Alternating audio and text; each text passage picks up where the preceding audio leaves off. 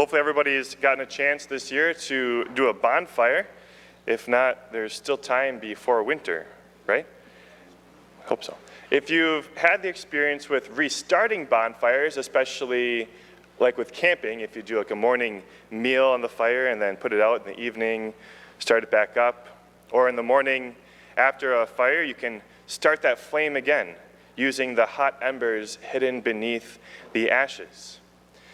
The idea is that, what's necessary to restart the fire when it's not too long after being out is already there within the embers. And you can try a few different things. You can add fuel like paper or wood. You can stir it up so that maybe some of those dry wood pieces touch up against the embers and light again. You can create space, those cavities, so the air can flow. Or you can give it direct oxygen, and often that's what's needed by blowing into that fire. Sometimes just one of those things is enough to get that flame back going. But often it requires a combination of those four things. Now, why do I bring this up? In the second reading, Paul said, I remind you to stir into flame the gift of God that you have. And he's writing this to Timothy. Stir into flame the gift of God that you have. He's saying, Timothy, you've got what you need to be a strong Christian, to spread the gospel, to resist temptation, to love. You've got what you need. Stir it up. And he's talking about the Spirit that Timothy received. Now, we're not so different from Timothy. We have all received the Spirit at our baptism. To me, this week, as I prayed with this reading, I was really super excited to find these lines.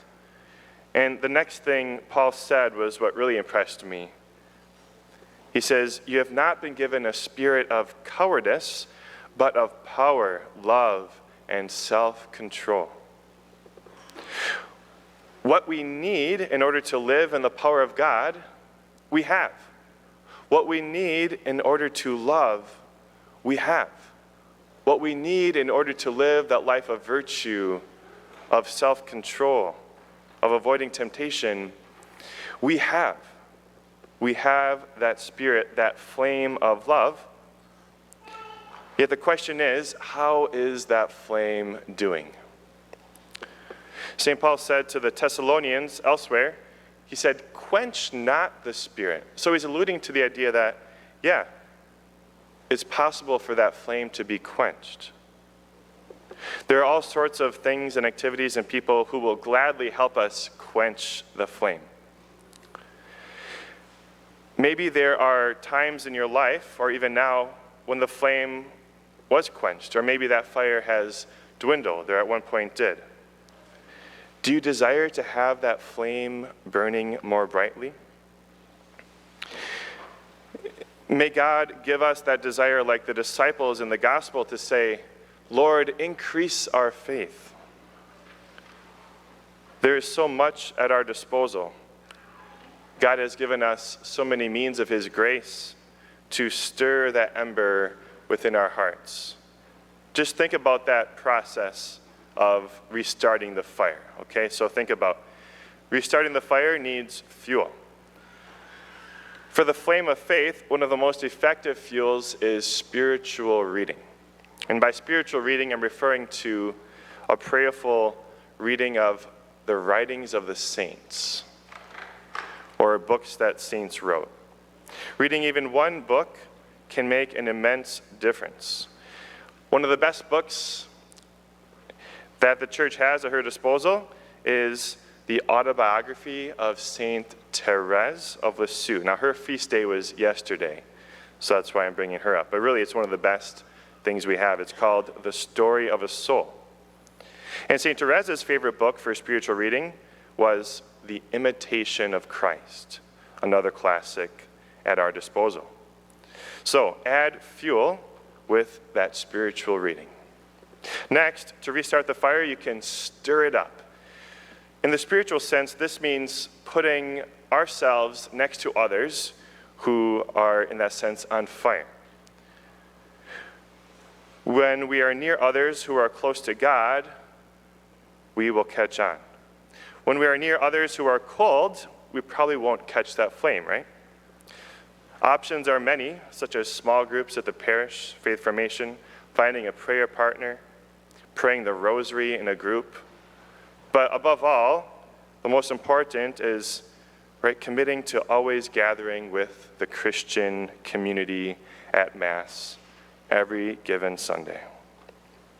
Now, the next thing is to create some space for that air to flow. In the spiritual sense, this is silence. As people of God, setting time aside to have silence is critical to the spiritual life.